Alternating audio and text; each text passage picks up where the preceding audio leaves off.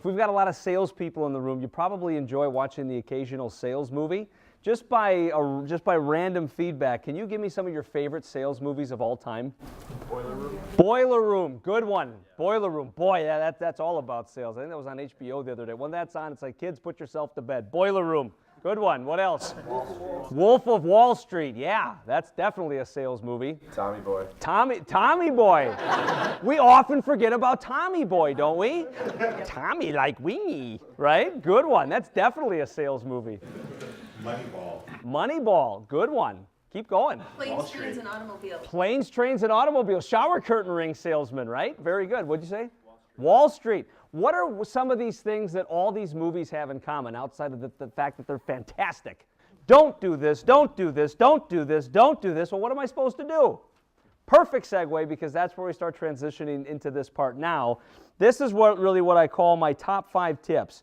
And when it comes to these top 5 tips, I don't just mean tips in general. These are the top 5 tips to cold call success from a psychology perspective.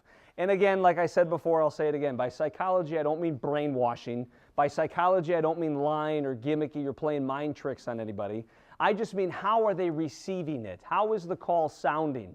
What kinds of opinions and formulations are they developing in their brain? This person sounds nice. This person sounds creepy. Not like I ever had that one before. But things like that. I just want your call to be received well, and it being received well is predicated on your ability to be successful in some of these areas. So these are the 5 tips that I want to share with you from a psychology perspective. We have reached the 5th and final of my top 5 tips, and if you haven't liked the first 4, buckle in, baby, because you are going to have a blown mind with number 5. This is the one I think that most people walk away with. This is the one that most people find as a true revelation based on what they say, how they say it, and how they cold call. But the other thing is, of all the tips that I've given, this one is the easiest to implement, but it's also the easiest to start seeing the positive ramifications and benefits of. If you call me and I say, hey, I like what you have to say. You seem like a really nice guy. Boy, that's a world-class service. Call me back in 3 years. Does that make you pretty happy? Yep. But we all been there. So it's like, I had him. Man, he was eating out of the palm of my hand. He loved it. I got to wait 3 years. What the heck am I going to do for 3 years? When I read scripts, when people role play in front of me, when people give me their scripts to look at, I look at it and I say, if I was your dad, I wouldn't meet with you. There's nothing in here that generates excitement. There's nothing in here that compels me to take action. There's nothing in here that I want to know more about.